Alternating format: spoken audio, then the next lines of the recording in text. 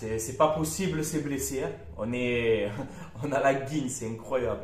Bonjour à tous, c'est Franky Foot. J'espère que vous allez bien. On se retrouve aujourd'hui pour une nouvelle vidéo. Alors, je suis désolé s'il y a un peu de bruit. Il y a beaucoup de vent. Donc, voilà, si vous avez un peu du bruit durant cette vidéo, je m'en excuse. Alors, voilà, la nouvelle est tombée, les gars. Donc, la Coupe du Monde démarre aujourd'hui, hein, vous le savez. Qatar-Équateur, voilà, à 17h sur TF1. Donc, voilà l'ouverture de cette Coupe du Monde, bon, qui fait quand même un petit peu débat. Tu as des gens qui vont la regarder, tu as des gens qui ne vont pas la regarder. Après, moi, voilà, les gars, j'aime le foot, donc je vais la regarder, hein, je vous dis la vérité.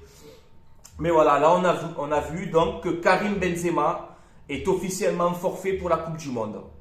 Voilà, donc c'est impressionnant. Alors, il a fait des examens, je crois que c'était hier ou avant-hier. Je ne sais pas si c'est le quadriceps ou je ne sais pas. Et voilà, il a dit en gros, ben, je ne serai pas à 100% et je préfère laisser ma place à quelqu'un d'autre pour aider l'équipe. Donc voilà, je suis vraiment triste pour Karim Benzema. Quand on sait son parcours à l'équipe de France, etc., tous les galères qu'il a eu, là il approche, je ne sais pas s'il a 34 ou 35 ans. C'était sa dernière Coupe du Monde, tu vois. Et malheureusement, ben, il ne pourra pas la faire. Donc je suis vraiment triste pour Karim Benzema qui est absent. Voilà. Ensuite, je vais vous mettre quand même le 11 de l'équipe de France entre les blessés et ceux qui n'ont pas été sélectionnés. Et c'est pour vous montrer qu'on a vraiment une équipe cheap, quoi, en fait, de joueurs absents et blessés. Voilà. Donc je vous la mets juste ici. On a Maignan, on a Klose, hein, du coup, on a Kalulu du Milan qui est très fort, on a Kimpembe blessé, Ferland Mendy pas sélectionné, Pogba Kanté blessé. Diaby pas sélectionné, Fekir non plus, et Nkunku Benzema. Regarde le 11 que tu as entre les blessés et les absents. C'est quand même impressionnant. Voilà. Donc, ça risque d'être quand même compliqué pour l'équipe de France. Voilà, ça risque vraiment d'être compliqué. Donc, on verra bien. En tout cas, j'espère que la France va aller le plus loin possible dans cette compétition. Mais c'est vrai qu'au niveau des blessés, ça fait quand même beaucoup, hein. Voilà, on a la guigne, on a la poisse.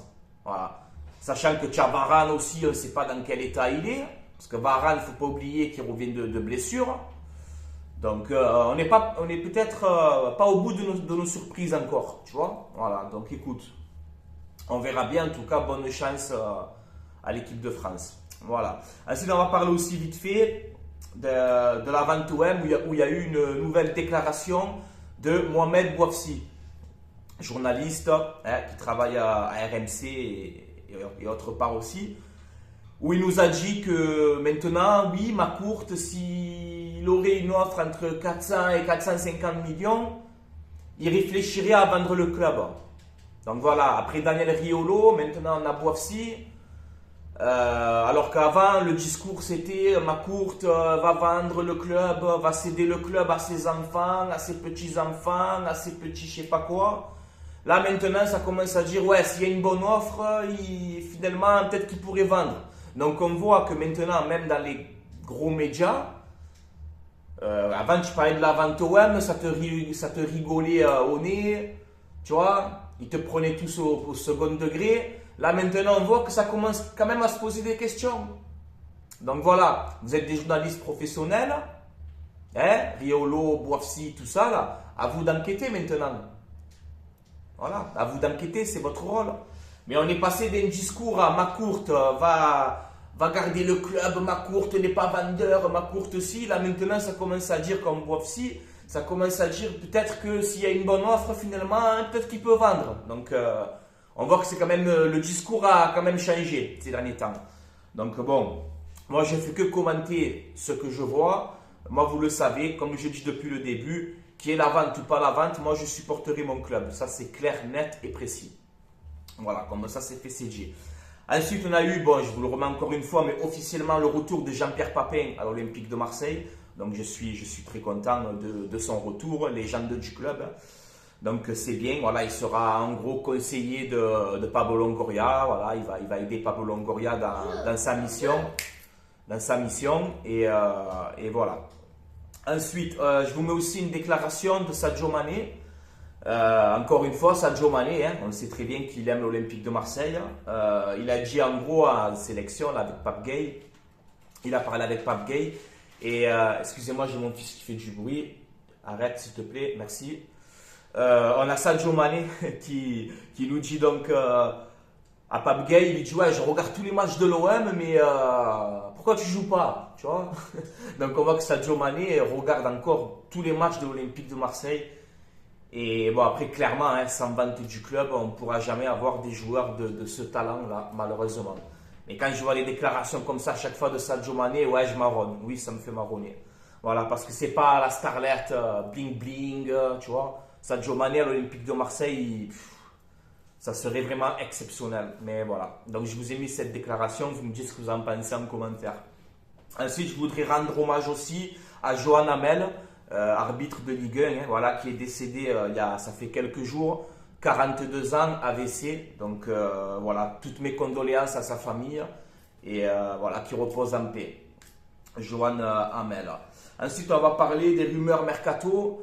Le mercato, est-ce qu'il y aurait un mercato de folie lors de ce mercato d'hiver à l'Olympique de Marseille? En tout cas, ça ressemble. Je pense qu'il y aura beaucoup de mouvements. Alors, je commente les rumeurs, c'est pour ça que je dis bien rumeurs mercato. Ok les gars, ce sont des rumeurs. Voilà. Est-ce qu'ils sont vrais? Est-ce qu'ils ne sont pas vrais? Je n'en sais rien. Je commente les rumeurs. Et pour ceux qui me suivent depuis le début, vous le savez comment le mercato, je suis vraiment un très grand fan. Comme Pablo Longoria, tu vois, qui est fan du mercato. Ben moi, c'est pareil. J'adore commenter les rumeurs mercato. Alors, on commence. Marcus Thuram. Libre en juin, fait un contrat avec le Borussia Mönchengladbach. On verra bien maintenant Marcus Thuram, mais on voit qu'il y a l'Inter de Milan qui lui ferait les yeux doux. Voilà, c'est un joueur que j'aimerais bien moi voir à l'Olympique de Marseille, mais peut-être que ce dossier peut se compliquer. On a l'Inter de Milan, on a le Bayern, voilà. Attendez les gars, 2 secondes. Excusez-moi la famille, je suis désolé, petit incident. Donc on a Marcus Thuram, voilà, comme je vous disais, qui intéresse fortement l'Olympique de Marseille. Alors on verra bien, moi je valide totalement ce profil. Ensuite on a eu une deuxième rumeur, c'est Rick Kastrup, voilà, l'arrière droit de la Roma. Alors à un moment donné, nous la Roma, ça va être nos cousins germains à la fin. Ender, Paul Lopez, Strootman. À mon avis, Longoria, voilà, tu travailles avec certains agents là-bas, hein, mais bon, Kastrup, bon joueur, oui, bon joueur. Le problème, c'est que c'est un arrière-droit. En arrière-droit, tu as Klos et Caboret. Alors, si tu annules le prêt de Caboret, parce qu'on voit que Caboret à l'OM, malheureusement, c'est compliqué. Si tu annules le prêt de Caboret à l'OM, tu le renvoies à City en janvier, là, et tu prends Kastrup, ok, je valide.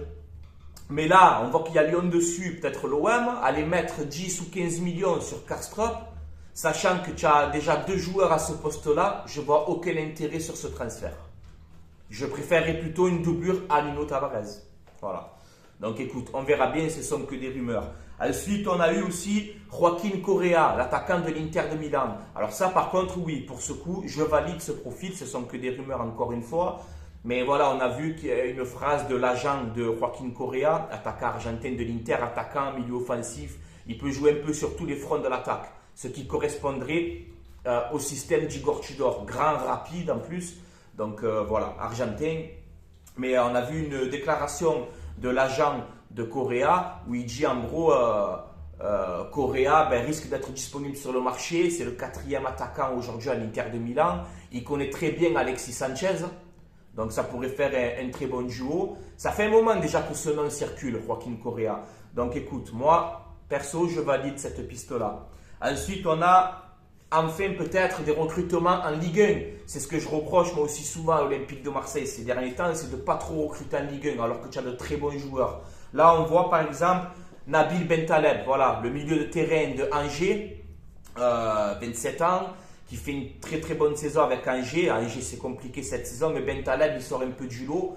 Donc voilà, on voit peut-être que Longoria pisterait Bentaleb pour remplacer peut-être Gerson. Donc voilà, dites-moi votre avis en commentaire.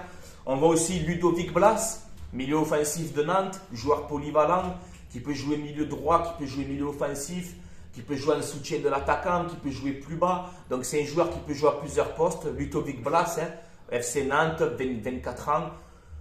Joueur qui devait signer à Lille cet été, ça ne s'est pas fait. Mais voilà, joueur assez intéressant. C'est une valeur sûre de Ligue 1.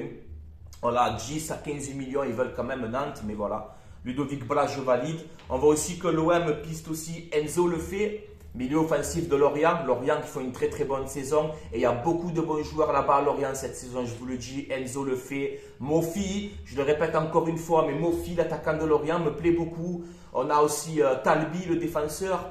Voilà, il y a une bonne petite équipe à Lorient et là je suis content de voir que l'OM s'intéresse à Enzo Lefebvre. Voilà, c'est un petit gabarit vif, technique, pareil qui peut jouer à plusieurs postes, donc pourquoi pas Enzo Lefebvre aussi. On voit que l'OM s'intéresse à lui. On a aussi cette petite rumeur qu'on a vu encore une fois, la rumeur Olivier Giroud. Moi perso je n'y crois pas à cette rumeur, il est très très bien à Milan cette saison, il fait une bonne saison. Je ne vois pas Giroud revenir en France en fait. Plein de fois, il a eu l'occasion de revenir, que ce soit à Marseille, que ce soit à Lyon. Et on voit tout le temps qu'à la fin, il choisit toujours l'étranger. Donc voilà. Voilà. Donc voilà pour les rumeurs mercato. Gerson aussi, côté départ. Gerson, ça doit se faire normalement. Alors là, on a vu peut-être qu'il devrait revenir avec la blessure d'Harit, on ne sait pas. Là, après, on nous dit non, mais c'est bon. Flamengo veut absolument le joueur, il va atteindre absolument les 100% les droits du joueur. Ce transfert, il me rend fou, les gars. Après, tu as le père de Gerson qui se mêle. Ouf, allez, partez déjà parce que vous vous rendez fou en fait. Entre le père, le fils et Flamengo avec les pourcentages, ce transfert, franchement, il me prend la tête.